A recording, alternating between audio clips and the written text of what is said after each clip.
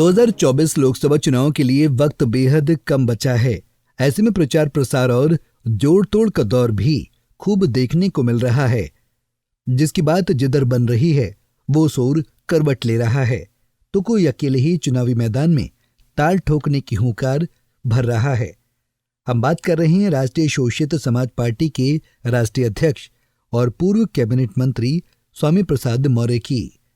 बता दें कि इंडिया ब्लॉक में बात न बनने के बाद स्वामी प्रसाद मौर्य ने लोकसभा चुनाव में अकेले मैदान में उतरने का फैसला किया है।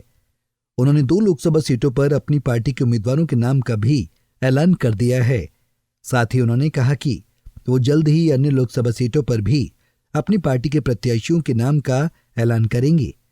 दरअसल कई दिनों से स्वामी प्रसाद मौर्य के इंडिया ब्लॉक में शामिल होने के कयास लगाए जा रहे थे, लेकिन इंडिया ब्लॉक में बात न बनने पर उन्होंने नाराजगी जाहिर की और यूपी की कुशीनगर देवरिया लोकसभा सीट पर अपनी पार्टी के उम्मीदवारों को चुनावी मैदान में उतार दिया, जिसमें कुशीनगर से वो खुद चुनाव लड़ेंगे।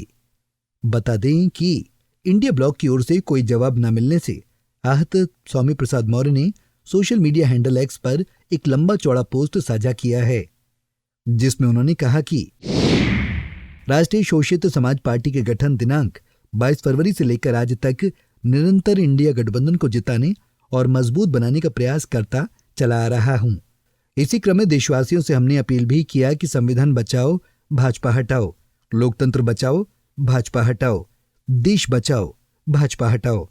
इंडिया अलायंस से सम्मिलित यूपी की दोनों बड़ी पार्टियों के नेताओं से मेरी वार्ता भी हुई एवं उनकी अपेक्षाओं के अनुरूप मैंने 5 नामों की सूची भी भेजी और मैं प्रतीक्षा करता रहा कि उस पर निर्णय कर इन्हीं दोनों पार्टियों की ओर से तय किए गए नामों की घोषणा भी हो, किंतु आज तक घोषणा नहीं हुई।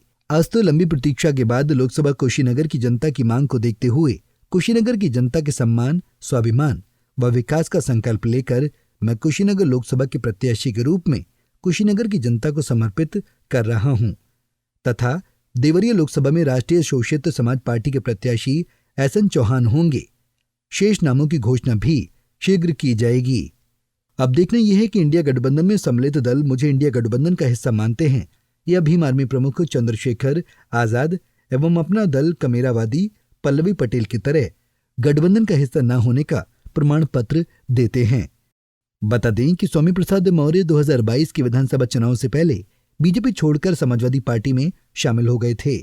उन्होंने फाजिल नगर विधानसभा सीट से चुनाव लड़ा था, लेकिन उन्हें पराजय का सामना करना पड़ा था। बाद में सपा ने उन्हें विधान परिषद का सदस्य बनाया था।